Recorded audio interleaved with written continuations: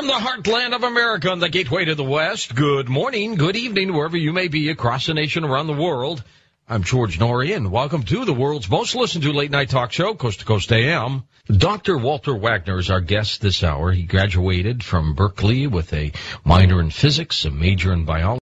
In physics, he's an expert on what's going on at Cern, and he's our guest this hour. Walter, how are you? Good evening, George. I'm doing great. Good. Now Cern, they're going to turn that on soon, aren't they? Well, it's already in the cool-down stage. It's not just a single switch that you do. It's a very complex process. And the large 27-kilometer diameter ring where the particles will be accelerated has to be operated at a temperature of about 2 degrees Kelvin. That's the temperature of outer space. And that takes a long process of cool down, starting off initially with liquid nitrogen to cool it down to liquid nitrogen temperatures, and later with liquid helium to cool it down to liquid helium temperatures. Now, Walter, this particle accelerator is built underground, correct? Yes, it is. How far down is it? It's on the order of 70 meters or so. It's not real deep. I believe it's in some places 100 meters. It's underground because when you are running these high-speed protons or other particles through this ring, they produce what's called synchrotron radiation. And that is a very high-energy photon, very penetrating, and it goes through several feet of dirt. And so put it under 100 feet of dirt, and you're safe. Now, are we correct, those of us who think that something could happen if this isn't done right? Or we're exactly correct, George, and that's the unfortunate part about this. There have been reviews that have been done that have confirmed the things that I have been saying. Reviews done by the people at Cern themselves, and so it has given them cause for great concern. And in addition, the great promotion of Hawking radiation as being the fail-safe that would save us is also admitted that it's a 50-50 chance of whether it would work or not. So we're looking at something that has the potential to be very disastrous without any kind of a safety net that we can use to prevent anything bad from happening. Okay, now tell us, Walter, what's the downside here then? I mean, what could go wrong? Well, probably the easiest one for people to understand is the potential for creating a small black hole. There are, under normal theories, these things would not be created because there's not enough mass involved in when these two particles collide together.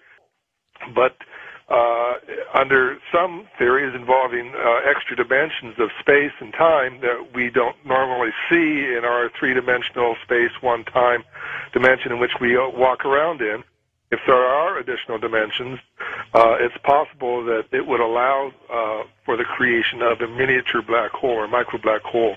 And there are some theorists who have predicted that this could be the case, and that the energies, or the energy density, I should say, of the Large Hadron Collider might be able to create such a creature. And if that were the case, it could potentially grow larger and eventually, over the course of decades to millennia, devour the Earth.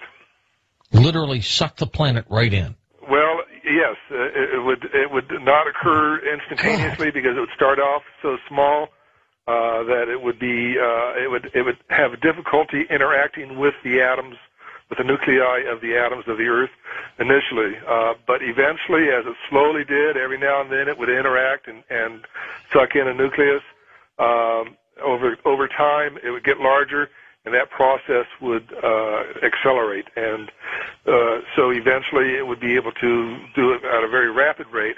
And how long that would take, no one knows. There are estimates. One theorist in Germany, Otto Rissler, has estimated it could be as short as 5 years. I've seen other people say it could be as long as 1 billion years, and everything in between. We really have no way of knowing.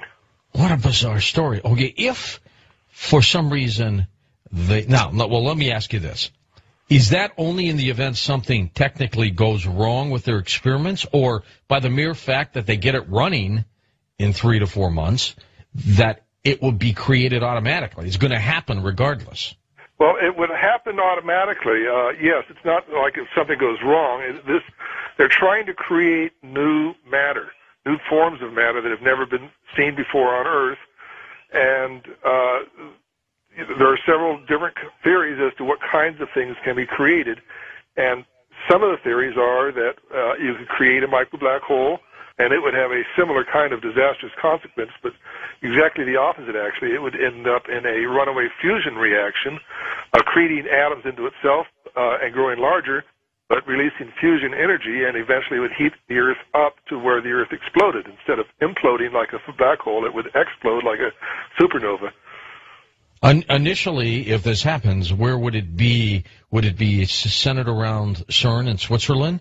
Is that where, let's say, this little mini black hole might be? No.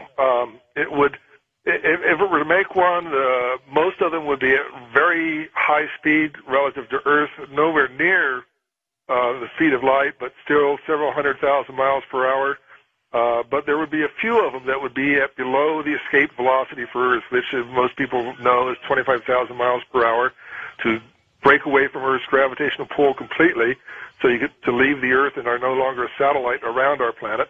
But if there are some of these black holes are produced with speeds below that, they would become a satellite, if you will, around planet Earth and orbit around and through our planet.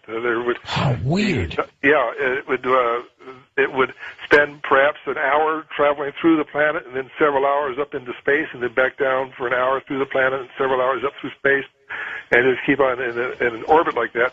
Every time it sucked up an atom and grew a little bit larger, its orbit would shrink a little bit, grow a little bit smaller.